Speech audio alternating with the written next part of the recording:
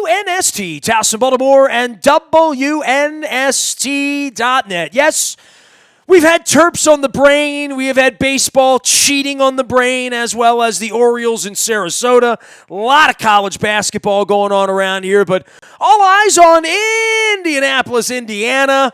Luke and I have decided to abstain from the annual sojourn to Indianapolis ever since they stuck us in the far end of that ballroom and it looked like, gee, they really don't want us here, do they? We've decided to stay back home, and gives me a chance to catch up with some old friends. This guy is a longtime insider on the football gamesmanship of rotisserie and fantasy. You can find him in his great Twitter account at IDP Sharks. He's out at Bleacher Report as a full NFL analyst.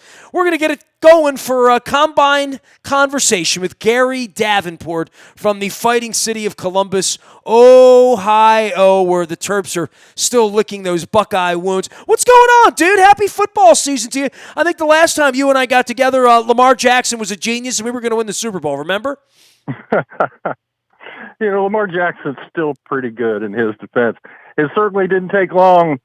First day of the combine measurements and weigh-ins on Monday, and already, the earth is shaking. It's the hand apocalypse. Joe Burrow has tiny little baby hands, and everyone's freaking out. Well, so's the president, but that's another story altogether. And I know, I should have you on one day on Baltimore Positive. You and I could just go at it about politics, but we're going to stick to football at least for a few minutes here. For the Ravens, this is a fascinating offseason full of hope, right? Cap space, players to draft. They do it better than anybody else. It feels like there's a measurable difference between their talent level and all of the rest of the Joe Burrows and the Cincinnati Bengals and the Browns and the Steelers. And from a hope standpoint, you're so disappointed about how it ended. But you also look at this, and I guess I'll say this with everybody, feels like the Ravens are going to be a pretty damn good team this year. Oh, absolutely. They're going to be right in the thick of it to be the number one seed on the AFC bracket again in 2020. They have the luxury, and it's the envy of a lot of teams in the NFL. They don't go into the offseason, into free agency, into the draft with a glaring weakness, that one position that they absolutely just have to address. And it enables them to just go about the offseason a little differently, and you're adding, rather than trying to plug holes, you're adding to an already solid base. And, there aren't many things that are wrong. Now, we'll have to see, like what happens with Matthew Judon. Is he going to leave? Which, to be honest, I wouldn't necessarily be surprised if he does, if only because the Ravens kind of have a history of letting those high-priced edge rushers walk out the door, whether it was, Paul Kruger, Pernell McPhee back in the day. Za'Darius. We saw it happen with Za'Darius Smith last year. And for the most part, the Ravens have been proven right.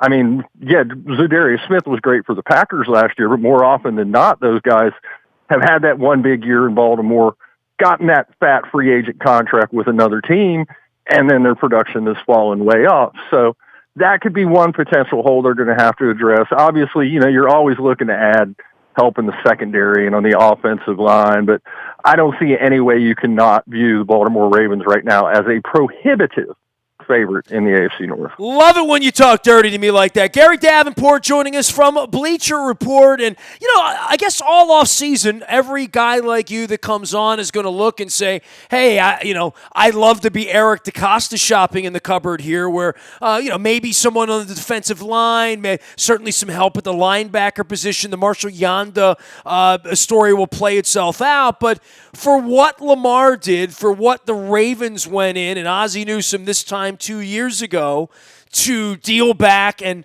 get Lamar Jackson, the Ravens certainly moved to the front of class, even with DeCosta, to say the way they've gone about building a program, building an offense, signing Nick Boyle, drafting Ronnie Stanley, drafting Orlando Brown, Bradley Bozeman, all of these guys last year offseason, sign a Mark Ingram, bring him in. They got these two tight ends in Andrews and in Hurst who are getting some seasoning and really looking like class players. They have so many strengths, but this is their chance to go in with all of these draft picks, all of this money, all of these resources, and say, all right, how do we find 5 or 6 more really good football players to augment a team that was already 14-2? Right, and it certainly doesn't help doesn't hurt that team was 14-2 the last year. I mean, you go to sit down with a prospective free agent, say you go to get a little help at inside linebacker if Patrick Ahn was sore leaves. You can offer to that player, not only are they going to get their paycheck, obviously, but you're going to be playing for a team that has a very real shot at playing in Tampa come next February. And it just makes it that much easier. The Ravens have been as good on the personnel side of things as any team in the National Football League, if not better, over the past several years.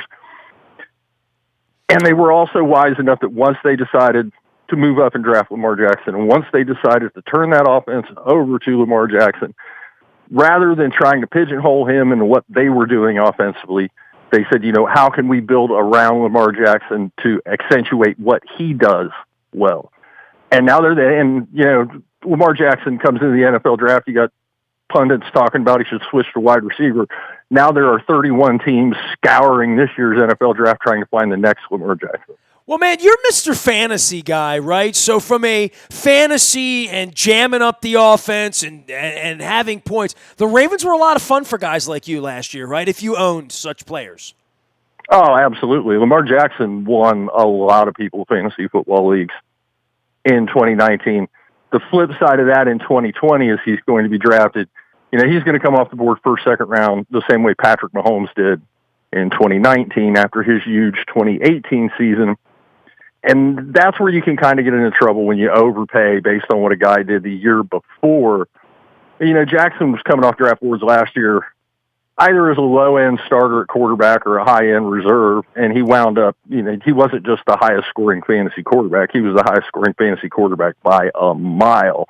I went up against the team in the championship game that had Lamar Jackson and Christian McCaffrey, and I don't think I have to tell you how that worked out for me. You did not get the crown, huh? No, I did not even come close.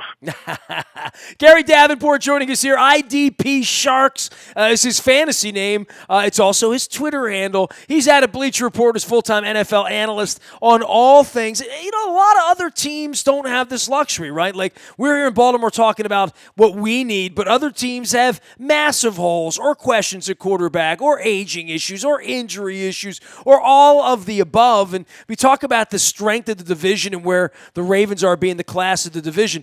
Steelers, where are they? And the Browns, with all that personnel that they picked up last year, do you feel like they're far off? Or do you really feel like that there's a major difference between what the Ravens now have and what the Browns have? Because certainly the Browns were perceived as being a Super Bowl team last year.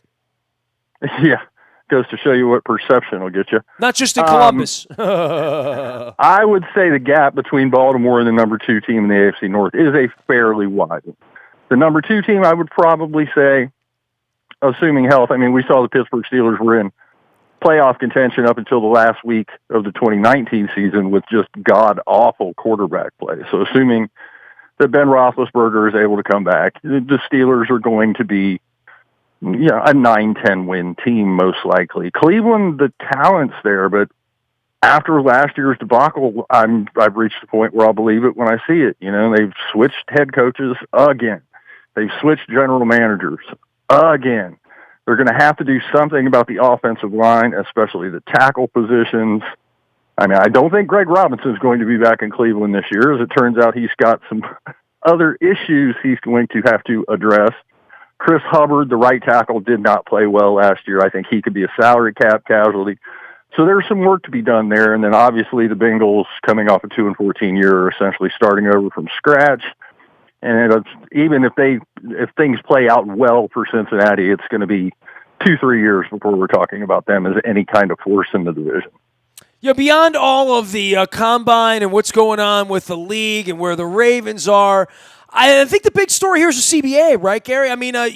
Getting a deal done in 17 games, and when you consider that they might play a game in Columbus at some point, right? Or they may take games to Mexico City, more games. They may take games to Australia and to South America. It's sort of a fascinating thing that the owners went running into the room last week to put this thing together. Maybe the NFL Players Association put the brakes on this thing, but it does feel like they're really trying hard to get some labor peace because there's so much money out there, and then everything can be built around certainly cost certainty for labor, right? Oh, absolutely. And they're going to get the 17th game. It certainly appears that we're going to move to 14 playoff teams instead of 12. The playoff teams thing, I guess I don't mind as much as the 17-game schedule. The unbalanced schedule and having either 9 home games or 9 away games, I just have a hard time getting past that. The 7th playoff team, one of the things I love about the NFL is that it's not, the NBA or the NHL where everyone makes the playoffs at the end of the season for all intents and purposes. But I guess I can live with it. It will add, that much more importance to getting that top seed in your conference. Certainly would have helped the Ravens, right? I mean, it would have changed the entire complexion of the playoffs, right? Like one switch like that changes everything.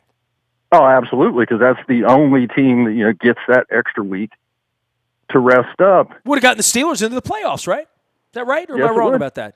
I believe if not them, it was somebody like them. Yes, right. I'm a little surprised that it appears the CBA is going to pass this. I mean, I know the Players Association kind of tried to put the brakes on it.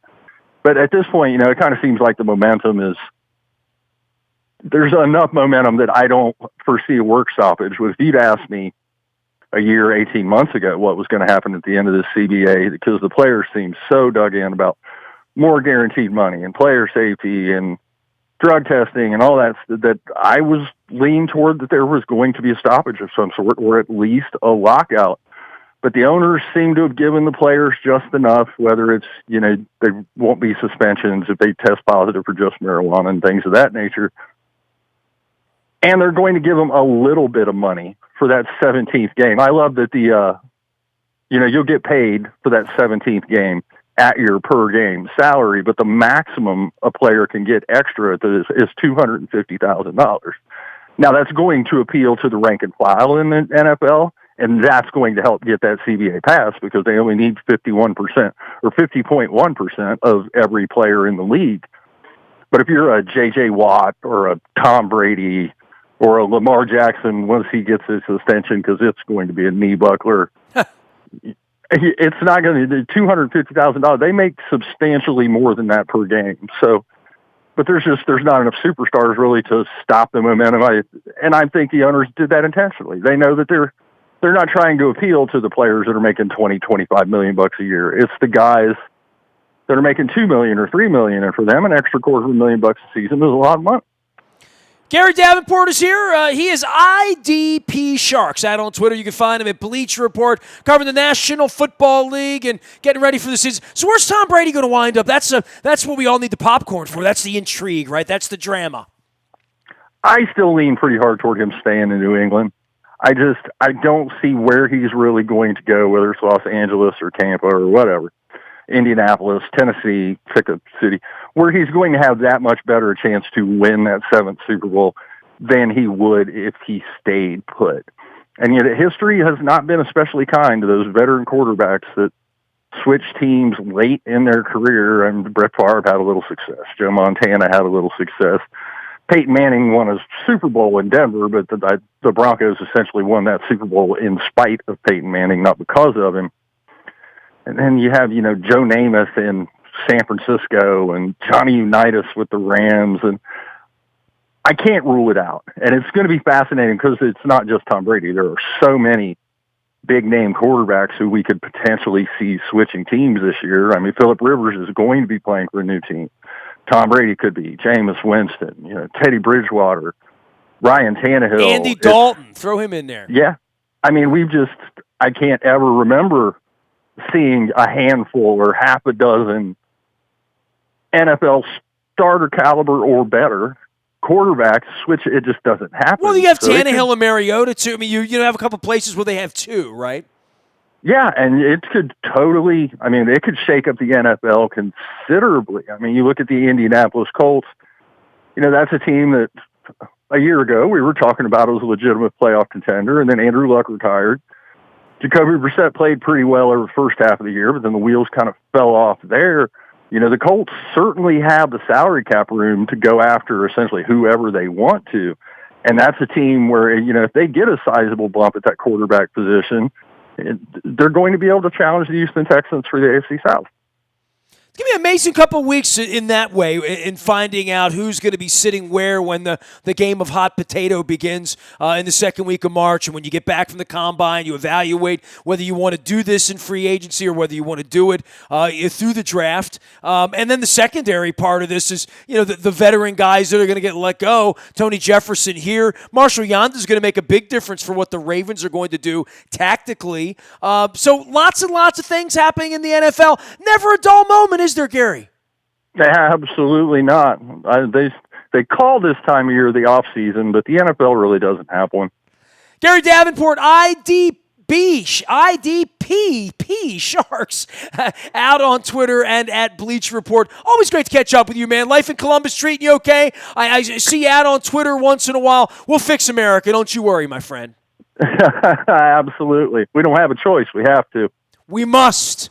Good Patriot, good man. Gary Davenport out in Columbus, Ohio on the Bleacher Report thing. You can find me out on the Toyota.com audio vault 24 hours a day from anywhere in the world on your mobile device by downloading the TuneIn Radio app. We come in crystal clear from anywhere in the world. Facebook, Twitter, LinkedIn, Snapchat, Instagram. I'm everywhere. Come on out and say hello on social media. Follow along as well. Lots of new LinkedIn friends as well in our business community through Baltimore Positive and all the work we're doing there. We'll be with Ted Venetoulis at State Fair on Thursday. Sheila Dixon has decided to sit down with us at Fadley's on the 5th, which is my father's 101st birthday. We'll also be joined by Frank Kelly that day to talk about Fellowship of Christian Athletes. Lots and lots of good work, good stuff going on, and an election around the corner. Make sure you're holding Tuesday, April the 14th. We have a big announcement coming in a couple of weeks about what we're going to be doing that day, celebrating our 1-year anniversary of Baltimore Positive with a very, very special presentation. April 14th from 11 to 1. Hold that, and I hope that you're a part of that because we're very proud of what we're doing here at Baltimore Positive. I am Nestor. We are WNST.net, AM 1570, and WNST, Towson, Baltimore, and we never stop talking Baltimore sports and Baltimore Positive.